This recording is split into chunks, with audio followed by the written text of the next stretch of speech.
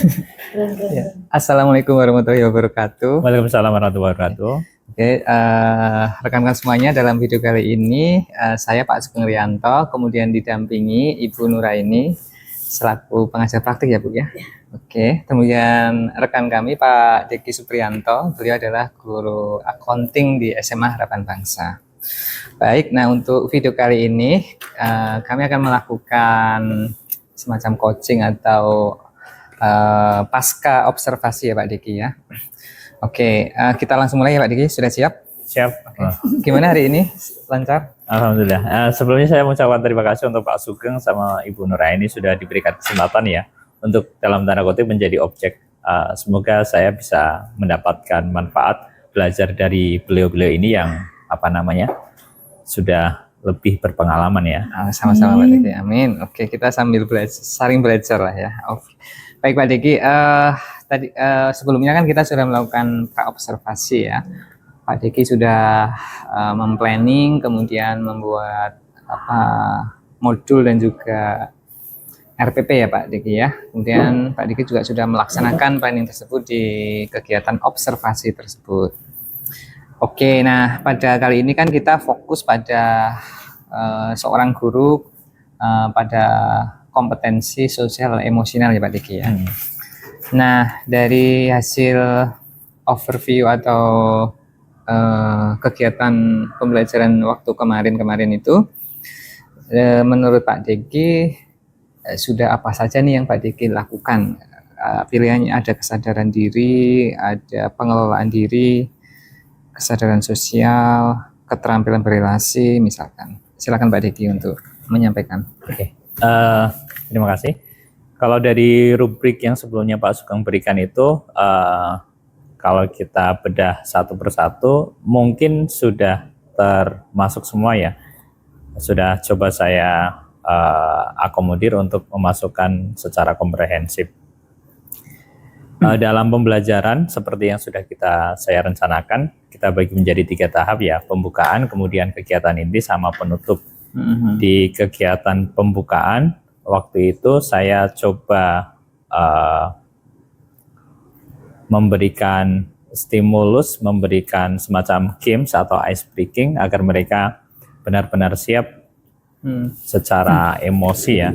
Karena kan kadang anak-anak masuk ke dalam kelas, dan itu kebetulan jam pertama dan kedua, mungkin mereka membawa dalam tanda kutip masalah dari rumah. Itu yang harus kita netralisir terlebih dahulu melalui games dan seterusnya. Kemudian harapannya dari situ emosi mereka lebih stabil dan mereka secara mental juga siap untuk belajar. Di kegiatan inti saya coba akomodir dengan latihan relaksasi ya, pernapasan, biar mereka benar-benar siap sebelum melakukan ke problem solving ya, karena kita memakai PBL, problem based learning, otomatis. Coba kita siapkan mereka secara mental dan emosional, dan kemudian kita juga memakai scaffolding ya, sehingga ada tanggung jawab lebih untuk beberapa anak yang kita pilih menjadi dalam tanda kutip leader ya di grupnya itu, sehingga mereka juga punya kesadaran diri bahwa mereka siap untuk setidaknya berbagi ilmu dengan teman-temannya yang masih performance-nya kurang baik, seperti itu. Oke, baik. Mungkin kurang lebihnya seperti itu. Baik, oke, mantap Pak Diki. Nah, berikutnya nih Pak Diki, tadi kan sudah disampaikan, sudah menggunakan beberapa teknik ya, kayak pengaturan nafas, kemudian teknik stop ya. Nah, kalau menurut Pak Diki nih, kira-kira kalau ada skala 1 sampai 10 ya, skala 10 itu maksimum. Menurut Pak Diki itu yang Pak Diki lakukan sebelum waktu belajaran itu skalanya berapa Pak Diki? Mungkin kalau menurut saya itu kan lebih ke teknik sederhana ya, relaksasi sederhana. Mungkin menurut pribadi saya sekitar 7 ya. 7, oke ya. Karena memang masih basic, hanya mengatur nafas, kemudian kita memberikan dalam tanda kutip suggestion gitu ya, sugesti bahwa mereka harus siap untuk menyerap pengetahuan di hari itu. Oke, baik. Nah, kalau menurut saya Pak Diki ya, dari pengamatan saya ya di kelas Bapak itu, sebenarnya Pak Diki bisa 8,5 atau 9 sih Pak Oh. Diki. Kenapa ya? Karena teknik-teknik yang Pak Diki sebutkan tadi itu sebenarnya sangat membantu mereka ya untuk apa namanya masuk siap menerima pembelajaran seperti itu Pak Diki. Nah, ya mungkin berarti dapat A ya berarti ya. Bapak kalau 7 kan dapat B. Iya betul. Nah, kemudian juga anak-anak diberi ruang ya untuk menyampaikan pendapat, menyampaikan emosional, kemudian teknik mereka berelasi kan ya, berelasi antar teman. Nah, itu kan juga menjadi assessment ke mereka juga ya Pak Diki. Nah, kalau dari diri Pak Diki itu biasanya untuk sebelum masuk kelas itu Pak Diki biasanya apa nih persiapan? Salah mainnya Pak Diki. Ya terutama sebagai pendidikan kita harus menyiapkan yang namanya lesson plan gitu ya. RPP itu kan peralatan sederhana. Tetapi kadang di hari H-1 ya, kadang kita mempunyai ide yang baru gitu ya. Kadang kita punya rencana pembelajaran seperti ini, tapi kita melihat dinamika kelas yang berbeda antara satu kelas dengan kelas lain. Jadi kita harus bisa melakukan adjustment atau penyesuaian terhadap dinamika di kelas yang ada. Karena kita tidak bisa memukul rata antara satu kelas dengan kelas yang lain. Mungkin metode ini efektif di kelas ini, tapi tidak efektif di kelas lain. Sehingga kadang-kadang walaupun kita sudah punya planning seperti ini, kadang ide-ide baru itu saya terapkan gitu dalam pembelajaran besoknya gitu ya. Betul. Seperti itu. Dan kemarin ya sepertinya saya merasa efektif ya, karena dari waktu yang disediakan dengan 2 period yang ada itu semuanya sudah selesai melakukan pekerjaannya, walaupun belum selesai melakukan presentasi semua ya. Iya betul. Jadi hanya 2 kelompok dari 3 kelompok yang melakukan presentasi. Ya setidaknya target dari 3 pembelajaran, target pembelajaran yang ingin dicapai itu sepertinya sudah tercapai. Oke, ya betul ya. Ini memang saya perhatikan anak-anak juga semangat dan mampu mengkomunikasikan ya Pak Diki ya, untuk membagi tugas sih saya lihat ya. Membagi tugas. Si A incas ini, si B incas ini, dan juga mereka menyampaikan itu ya, perasaan juga lah ya ketika di akhir sesi. Di akhir sesi ya. Oke. Nah, kalau yang lainnya Pak Diki, kira-kira Pak Diki mau meningkatkan dari sisi itu ya, sosial emosional nih. Kira-kira Pak Diki bagian apa yang perlu di improve atau ditingkatkan Pak Diki? Oke. Jadi memang kita beruntungnya di sekolah ini jumlah siswanya tidak terlalu banyak ya, sehingga kita bisa lebih mengenal, lebih mendalam terhadap siswa per siswa. Ya, yang paling mudah itu kan dari hasil belajar mereka ya. Setelah 3 pertemuan pasti kita sudah bisa memetakan si A ini di tahap yang mana, di bagian yang mana, apakah high performance atau middle atau low performance, itu kita sudah bisa petakan. Nah, namun untuk bisa menyelami kondisi siswa itu memang perlu waktu ya. Perlu waktu, dan mereka kan punya latar belakang keluarga yang berbeda, dibesarkan dalam keluarga yang berbeda. Kadang ya seperti kejadian kemarin ya, ada satu anak ya yang bertanya atau memberikan statement yang di luar konteks pembelajaran. Nah, ternyata setelah kita telusuri gitu ya, ternyata anak ini memang punya pengalaman kehidupan yang berbeda dibandingkan teman-temannya. Jadi mereka, si anak ini kadang celutukannya itu di luar konteks pembelajaran. Nah, tapi disitulah yang seharusnya kita hadir ya. Jadi memberikan kesadaran ke anak bahwa mungkin yang seperti itu kurang bagus, sehingga harus kita perbaiki. Lebih baik ini daripada itu. Mungkin lebih bisa ini lagi ya, mengenal siswa secara mendalam, tapi menempatkan informasi itu di saat yang tepat gitu ya. Tidak misalkan mungkin kadang ada beberapa siswa yang mohon maaf di keluarganya itu broken home gitu ya. Tapi kita tidak usah apa namanya melakukan disclose gitu ya, membuka informasi yang seperti itu. Tapi cukup kita tahu sehingga kita bisa menempatkan atau syukur-syukur bisa memberikan nasihat yang sesuai gitu ya. Jadi mungkin yang perlu diimprove ya, kita harus bisa lebih mengenal siswa ya, satu persatu lebih dalam lagi. Oke. Itu. Nah, misalnya Pak Diki, kalau Pak Diki biasanya kerjasama dengan siapa Pak Diki untuk kayak mapping kondisi siswa-siswa kelas Pak Diki gitu? Biasanya ya karena kita di ruang guru kan biasanya otomatis banyak ini ya hal-hal yang sifatnya spontanitas yang misalkan guru A setelah melakukan pembelajaran di kelas ini cerita tentang si A dan si B, otomatis kita bisa menyerap dari situ. Kemudian dari konselor juga ya, dari Bu Bene itu juga selalu memberikan update gitu ya.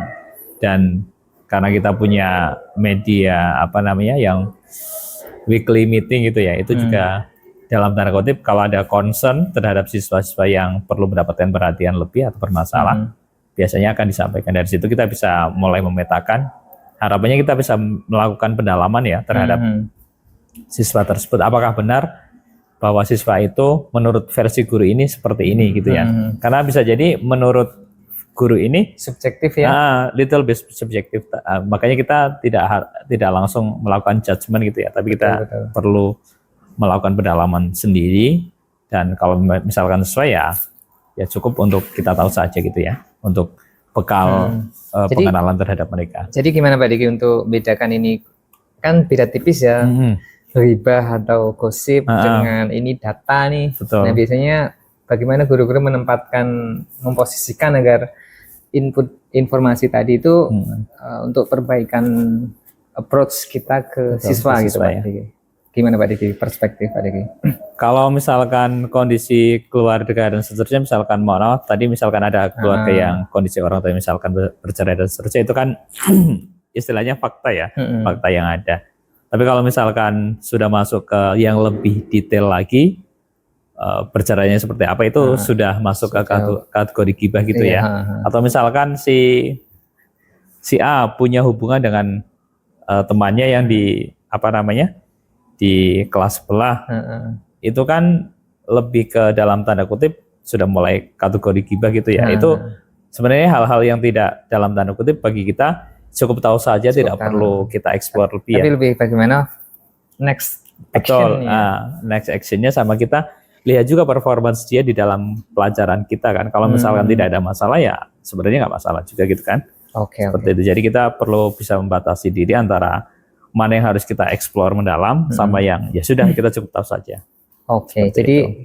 Pak Diki ini ya menggunakan sumber-sumber dari weekly meeting, dari pertemuan guru-guru ya, untuk mapping kondisi siswa kita gitu ya. Baik. Nah berikutnya Pak Diki, ini terkait dengan kegiatan observasi kemarin. Kira-kira nih refleksi yang Bapak telah lakukan itu sudah efektif belum untuk mengakomodir siswa untuk menyampaikan pendapat atau unek-uneknya gitu? Seperti apa Pak Devi untuk kegiatan refleksi kemarin? Biasanya dari waktu yang ada, tantangan kita itu sebagai pendidik pastinya time management ya. Kadang kita dengan waktu yang ada kita punya target kurikulumnya harus kita capai. Kadang kita kejar setoran untuk menyelesaikan kurikulum kita, target kita, tanpa dalam tanda kutip memperhatikan ya tadi kondisi emosional, mental emosional siswa ya. Nah itu yang perlu kita sendiri harus menyadari itu ya. Jadi kadang kita juga sebagai manusia bisa juga membawa masalah juga kan dari kehidupan kita sendiri gitu kan. Jadi sebelum masuk kelas kita perlu menetralisir diri kita juga ya? Bahwa kita mau mengajar, kita kalau lagi enggak kondisi yang prima ya kita coba sadarkan diri sendiri gitu ya, bahwa kita harus siap untuk mengajar. Dan kalau yang kemarin ya, hasil pembelajaran yang kemarin memang di waktu yang untuk memberikan apa namanya, Feedback mengungkapkan ya, umpan balik feedback, ya. umpan balik itu memang terbatas ya, karena memang tiba-tiba waktunya habis gitu ya. Iya betul. Biasanya seperti itu. Biasanya yang kondisi yang paling dalam tanda kutip kritis itu yang sering diabaikan itu di bagian closing ya, kalau dalam kegiatan pembelajaran kita itu. Ya. Nah itu Emphasize atau betul. lainnya. Jadi kadang waktu untuk mereka mengungkapkan bagaimana perasaan mereka, bagaimana pemahaman mereka, itu yang mungkin perlu diberikan sedikit perhatian lagi ya. Oke. Seperti itu. Baik. Nah, berikutnya ya Pak Diki terkait memberikan rasa tanggung jawab ke para siswa nih. Kan kemarin Pak Diki sudah memberikan beberapa yang kemampuannya lebih dapat kasih kesempatan atau challenge ya untuk berbagi ya. Nah, kira-kira untuk yang under atau yang butuh bantuan itu kira-kira bagaimana cara memotivasi mereka agar mereka tetap tidak malu atau tetap confidence kok temennya yang dipilih gitu. Nah, kira-kira gimana Pak Diki untuk mengakali seperti itu? Untuk memilih siswa yang kita anggap lebih, itu sebenarnya kan berdasarkan hasil belajar mereka ya. Hasil belajar mereka kita sudah tahu bahwa anak-anak ini punya nilai yang lebih tinggi dibandingkan mereka, dan mereka sesuai dengan metode yang kita pakai, peer-to-peer tutoring gitu ya, atau scaffolding, mereka bisa menjalankan perannya dengan baik. Salah satu cara agar motivasi siswa yang low performance atau yang middle performance itu bisa naik, mereka kita berikan tanggung jawab ya. Tanggung jawab di sini lebih ke pas pembagian kerja. Jadi pas mereka diskusi, itu kan ada pembagian pekerjaan di antara mereka.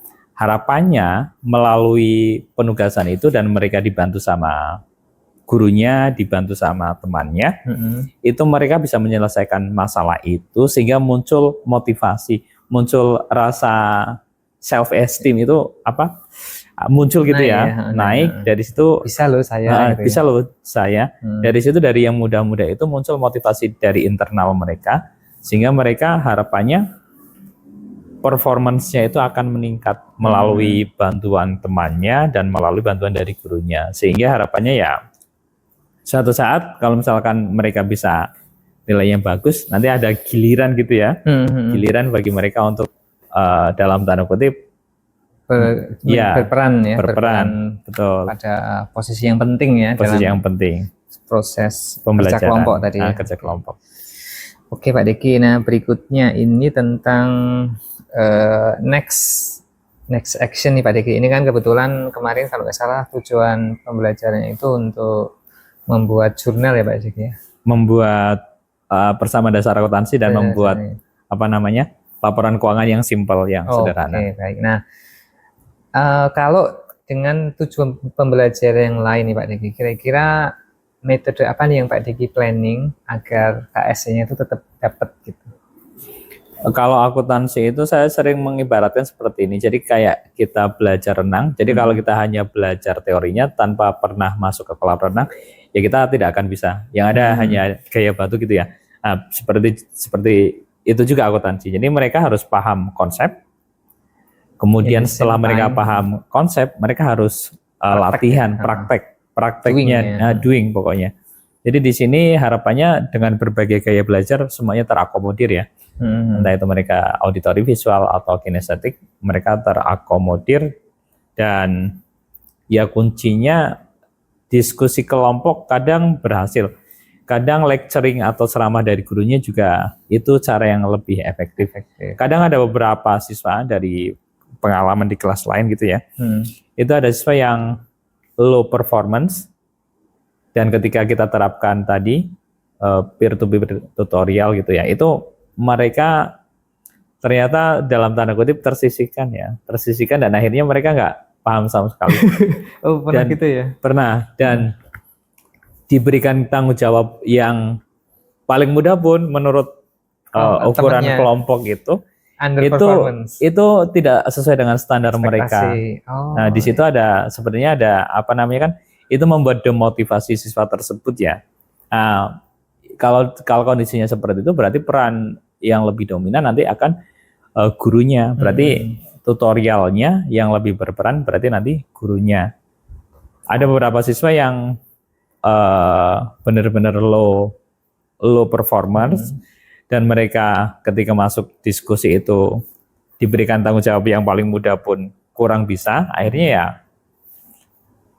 mereka presentasi pun sebenarnya lebih presentasi hanya menyampaikan ini kan, menyampaikan hasil kerja kelompok, tapi mereka belum tahu sepenuhnya bagaimana Apa yang dimaksud apa yang dimaksud ya? ini, bagaimana cara mendapatkan ini dan seterusnya. Itu yang perlu Perlu kajian ulang ya. Iya. Approach model pembelajarannya ya untuk metode special pembelajarannya case atau kasus ini. Jadi mungkin anak-anak yang seperti itu tetap kita masukkan ke dalam kelompok, tapi nanti akan ada tambahan khusus terhadap anak itu gitu ya, untuk melakukan cross check untuk memastikan bahwa mereka anak-anak tersebut benar-benar paham gitu. Iya. Seperti itu. Mungkin seperti itu Pak. Oke Pak Diki. Nah mungkin terakhir ya, kira-kira best practice apa nih kedepannya Pak Diki akan lakukan untuk apa? Mungkin bisa berbagi rekan-rekan kita juga ya. Ini kan rumpun sosial ya. Nah mungkin rumpun sains juga bisa menerapkan model Pak Diki atau antar sosial. Nah kira-kira KSE itu gimana sih cara terapinya agar mudah, murah, ya fleksibel gitulah. Sebenarnya kan salah satu kompetensi guru kan kompetensi itu ya, yang sosial yang Pak Sugeng sudah sebutkan tadi. Sebenarnya secara langsung maupun tidak langsung guru itu sudah menerapkan ya kesadaran sosial emosional gitu ya. Hanya saja mungkin secara tersirat yang mungkin tidak ditulis di situ. Harapannya karena saya secara spesifik mengajar akuntansi itu walaupun di rumpun sosial tetapi sifatnya karakternya itu sama seperti ilmu sains gitu ya, karena hitung-hitungan berasal dari konsep kemudian masuk ke hitung-hitungan aplikasi aplikasi konsep ke dalam hitung-hitungan. Mungkin kita sebagai pendidik ya coba mengintegrasikan konsep KSE itu ke dalam pembelajaran kita, walaupun hal-hal simpel ya, misalkan ya tadi ya memberikan ice breaking atau games sebelum pembelajaran dimulai, kemudian kita coba memberikan tadi ya olah nafas dan seterusnya, atau kesadaran mereka bahwa beberapa anak ini mereka ditunjuk menjadi leader, itu mereka punya tanggung jawab lebih gitu ya. Kemudian anak-anak yang belum perform, mereka juga akan dibantu seperti itu. Jadi mungkin kesadaran buat guru ya, buat pendidik itu perlu sebelum masuk kelas perlu ditingkatkan lagi ya, agar kita sadar gitu bahwa kadang mungkin anak-anak yang underperform ini kalau misalkan secara sosial, emosional, mentalnya mereka sudah siap, mereka mungkin akan meningkat ya prestasinya. Jadi sosial, emosionalnya kita siapkan dulu sebelum masuk ke materi pembelajaran gitu, daripada kita sudah masuk ke materi pembelajaran dan pada akhirnya malah target pembelajaran kita di hari itu nggak tercapai. Lebih baik kita keluangkan waktu mungkin 5 menit atau beberapa menit untuk memberikan mereka kesiapan belajar gitu ya, melalui kesadaran sosial emosional mereka, daripada kita sudah langsung masuk ke materi pembelajaran. Betul. Baru kita menyadari ternyata siswa kita setelah kita tanya tidak ada yang masuk gitu kan. Nah, lebih baik kita luangkan waktu mungkin 5 menit atau 3 menit untuk itu memberikan berhenti sejenak melanjutkan perjalanan lebih jauh ya. Betul. Oke, ya teman-teman, jadi kita sudah melakukan pasca observasi ya terkait dengan KSE. Nah, Pak Diki tadi sudah menyampaikan beberapa hal ya, sudah melaksanakan KSE ya, mulai dari sebelum memulai pembelajaran, in the middle, kemudian refleksi ya Pak Diki ya. Oke. Ada teman Bu? Cukup? Oke, baik. Terima kasih Pak Diki atas waktunya. Terima kasih Kita Pak next Sugeng, video. Bu Nuraini sudah diberikan kesempatan. Siap. Sukses selalu Pak Diki. Terima kasih. Ya. Ya. Assalamualaikum warahmatullahi wabarakatuh.